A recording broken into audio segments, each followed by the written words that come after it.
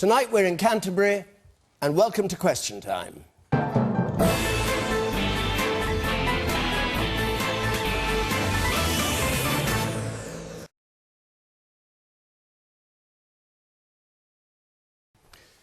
I think that's a good question, mate. I think to a degree you might be right that it is causing its decline. I'm assuming that that's your opinion.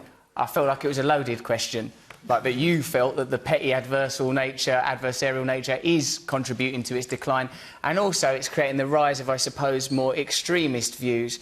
I sometimes think that people in our country feel detached from what takes place in Parliament, that the issues being discussed and the manner in which they're discussed are detached from ordinary people. I think we get a bit tired of seeing poor attendances in Parliament for issues that we care about and high attendance when they're talking about their pay rises. So I think that petty adversarial nature that you're referring to is, I think it is contributing to decline. OK. Yeah. Russell Brand famously said, don't vote. I don't know whether it's still your view, is it? Well, I think the important issue is I, like 70% of the people at the last election in this country, didn't vote because we didn't feel engaged. Right. Yeah, the European election, that counts. That's why we got that dude at the end of the table, who, by the way, had the perfect training to be a politician because he spent, as he said himself, his time in business in the city, the people that most of us think politicians truly work for. Now, the reason I said that I don't vote... The reason I said that I don't vote is I don't see the interests of ordinary people being represented. My mate Lee Pickett, who works for the Fire Brigade Union, he can't get his voice heard. Old Penny there is presiding over legislation that means that firemen are going to have to work an extra 5 years. They're really tired from doing the, going into burning buildings and whatnot, so they want them to do another 5 years of that. This is an agenda that is not met by politicians that, as we understand them. So I suppose it becomes, for fellas like Nigel there, become more popular. Yeah, but what the questioner was saying, or what the comment from the back was, that people should vote, and the mistake is to urge people not to vote, as you do. Well, what I say, David, is give us something to vote for. I don't agree with, apart from my admiration of firefighters, much that Russell probably Pay says, their pensions then, love. Well, we can come to that. Excuse the sexist language, I'm working on that. I think you have a huge opportunity, and I really wish... You have a huge opportunity. You're a member of Parliament. I'm a comedian. You could be in there representing people. Can you let people finish? Because one of the things that people really don't like is men talking over women on these types of shows, and our voices not being heard. And it's a classic of Question Time. And can you let me chair it? Sorry. Come to me, and I'll bring you in up there. I think that's a huge opportunity to get a positive message across. I got into politics from being an aid worker in countries where they didn't enjoy the kind of freedoms we have, and they didn't have the opportunities to express their democratic views. And I think that, you have 9 million people on Twitter, and I really wish you'd give people a positive message about voting. I wish you'd give us a positive message. It's about the behaviour in Parliament. It was you who famously slipped into your speech 5 times the word which I... Yes, yeah. Thank you. For a laugh with the Navy. And, we're meant to take it seriously. You don't take it seriously, and you work there, Penny. How are we supposed to take it seriously? Well, you have to go... I'm a comedian. I'm a comedian on Twitter. You're a member of Parliament. You're not looking after the fire service. You're not looking after disabled people. I'm on Twitter. I just try my best to help people to campaign for themselves. And bet tonight, Penny, what's tonight's word? Camilla Cavendish. I sometimes feel worried about you, Nigel Farage. But the reason I feel worried is because I know a lot of people are frightened in our country. I know a lot of people are feeling afraid and frustrated.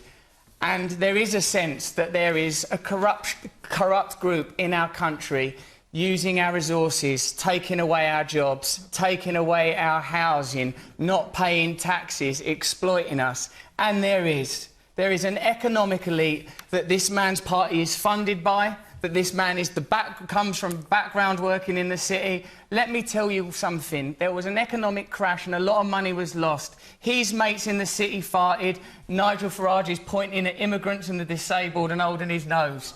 Immigrants are not causing the economic problems and suffering we're experiencing.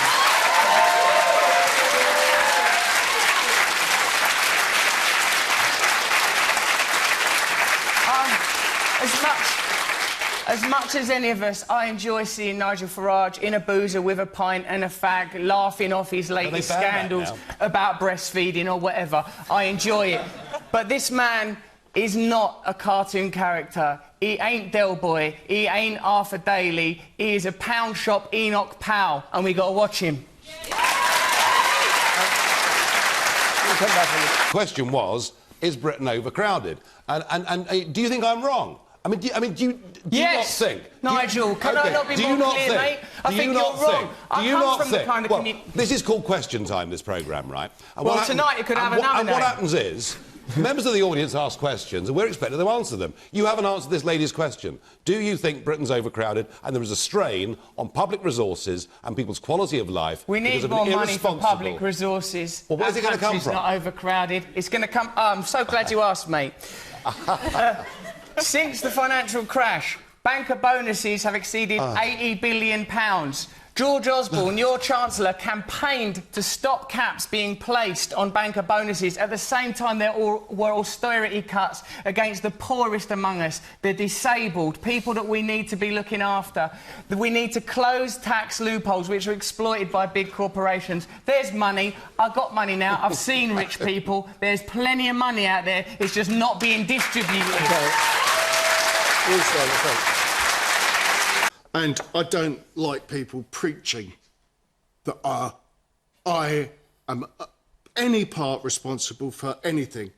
I've never heard him criticise the disabled. I never have. OK? Never.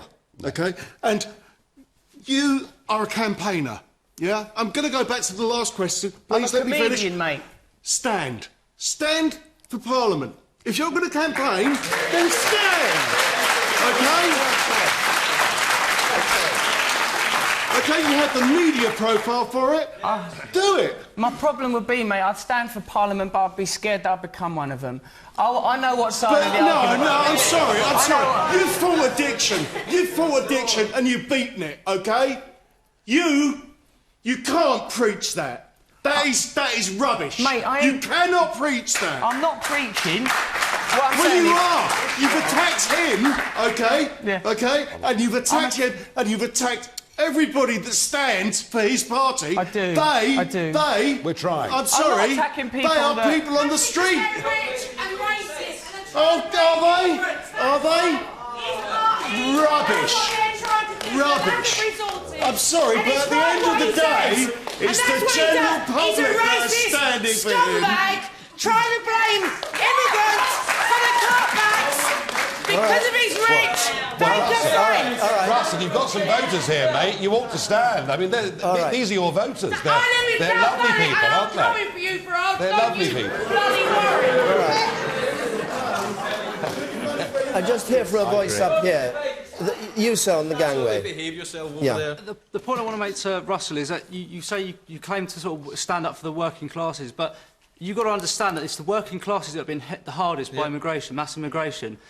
You know, wage compression, the change in communities over a short period of time has led to, you know, tension within communities. You've got to appreciate that actually, you know, it's all right to say, you know, criticising UKIP and Nigel Farage, but actually it's the people at the bottom of society that have been hit the hardest by immigration. I'm telling you, mate, honestly, I come from the same community as you come from. I've been very lucky and I've had a few breaks and I've got a few quid now, and I'm telling you that immigration has always been happening. What happened in 2008 was very unique. It's the scale. My friend, I swear to you, if I thought, listen, try this, for 2 years, turn your focus to corruption in the city, turn your focus to apathetic politicians, turn yourself to the corruptions going on there, and if in 2 years' time your life ain't got better, campaigning against the people that have wealth and power, not those that have very little, if it's still the same, I'll come with you and campaign. But I'm telling you, I know where the power is, I know where the money is, I know what we've got to do. Right. Russell Brand. I think that, like everyone, that the NHS is one of the great cornerstones of our culture. I spent some time in America and you're charged for healthcare there, and it seems sort of unnatural to receive a bill after you've been bandaged up in an ostentatious manner in an accent. I think I spoke to some care workers recently in this care workers union. They said since their local health authority had private engagement, their wages had been cut by 9% and agency workers on minimum wage had been brought in. They said that they couldn't provide the care they needed to patients. So obviously I think that profit, as that gentleman says, has no business anywhere near healthcare. I think it should be kept well away from it. I've spent a lot of time in NHS hospitals over the last year. They're doing incredible work, and I think that it's something that we should preserve and fight for. I'm very worried that there are 71 members of Parliament currently that stand to benefit from further privatisation of the NHS, and this makes me feel further disillusioned with our current parliamentary process. OK. Any more? Russell Brand, you start on this one. Education, health, a living wage, these things are all rights. These are not things that we should be squabbling over. I think that grammar schools, I don't know much about it. I went to a comprehensive, I've got a relatively good education. In the realm of education, I'm deeply concerned about students' tuition fees. The privatisation of education seems to me another shameful slur on our great nation. The grammar school thing, for me, well, I worry with the UKIP scenario.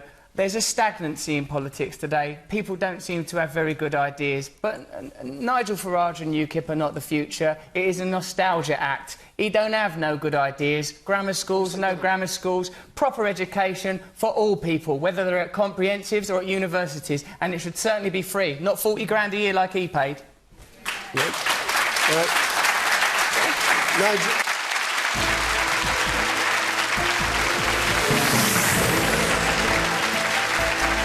More discussion of the past 7 days of politics on This Week, next.